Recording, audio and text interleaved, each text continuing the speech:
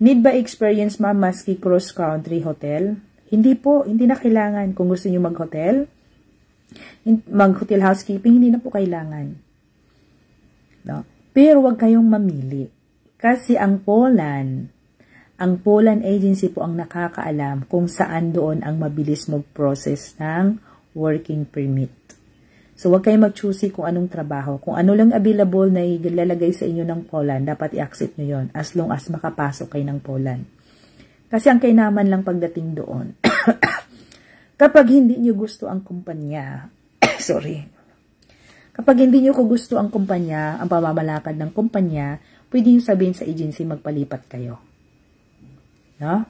Or kahit hindi nyo sabihin kung meron kayong mga kaibigan doon, pa-apply kayo dyan. Basta sabi, may maganda ba dyan? Baka pwede akong lumipat dyan. No? Pa-refer naman ako dyan sa mga coordinator nyo. Pagawa ako ng working permit, lilipat ako. Pwede yun, kahit hindi kayo magpaalam sa agency. Kasi nahihiya kayo. Pero kung to the respect na siya naman tumulong sa inyo para makapasok kayo ng Poland, pwede kayong makipag-ugnayan. Okay?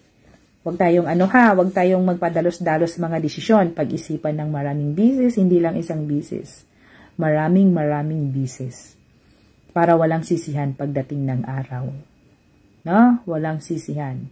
Pero ngayon, sino ba yun? Yung nandoon na, nakaalis nung February 14 from Kuwait. Yun, sa Chicken Factory siya. Sinabi ko pa naman siya, isama ko siya sa live. No? Hindi ko pala siya napiin. Si Dolores. Dolores ba yun?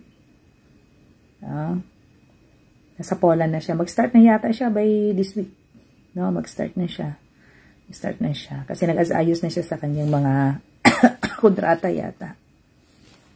Kasi doon may kontrata yan doon. Meron kang papilis, hindi yung pasok ka na lang agad. No, meron kang mapipilapan dyan.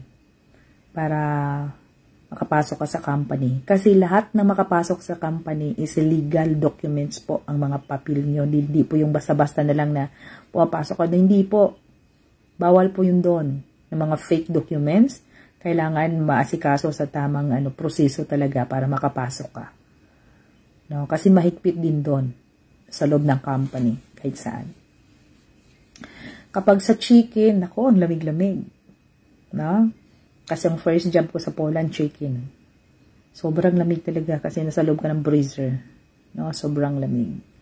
Then, nalipat naman kami sa garments, sa warehouse, sobrang namang init. Sobrang init. Kung nasa chicken factory ako, hindi ako mahilig uminom ng tubig kasi malamig na. Iba naman doon sa warehouse, sa garments. Ilang tubig kayang nauubos ko. Kaya nga panay ako dahil sa sobrang init. Sobrang init talaga as in. No, kasi walang aircon doon. Kasi nasa garments kayo. Sa warehouse. Electric fan lang ang meron doon. No? Ano pa? Ma'am, magkano po ang sahod sa Poland? Nag-increase na yata ang Poland ngayon. Kasi yung iba kong kaibigan, umabot na rin sila ng 60. No? Pero mag-minimum tayo ng 50. No? 45, 50 to 60. Depende po sa oras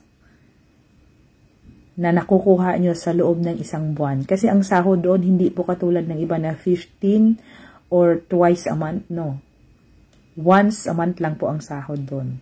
Kaya kung magkano yon sa loob ng isang buwan, ilang oras ka doon, nakatotal po yun, kasama na yung mga overtime mo, yun po ay kasama na yan sa mga 50 to 60. Pag sinasabi kong 50 to 60, no, or palagay natin 45 ng pinakamababa, no, yan po ay neat na po yan, neto na po yan. Neat na po yun. Nakabawas na po dyan yung accommodation mo. Nakabawas na po dyan yung mga sinasabi nilang tax and insurance mo. Neat na po yan na matatanggap mo. Supposed to be malaki talaga ang sahod sa Poland. Pero sa daming mga deduction, kaya yan lang mga neat, no? Neat na yan sa isang buwan na 50 to 60. Okay? Ang gagastusin mo dyan, bahala kung anong gumawa, pagkain mo na lang o ipapadala mo sa family. Yan ay neat na po yan. Hindi po yan babawasan sa kasi doon hindi po free ang accommodation. Siguro meron yung iba, pero mostly doon, meron talagang bayad ng accommodation. No, kami 350 yata kami, yung iba 400, yung iba 500 zloty. Malaki na po yun.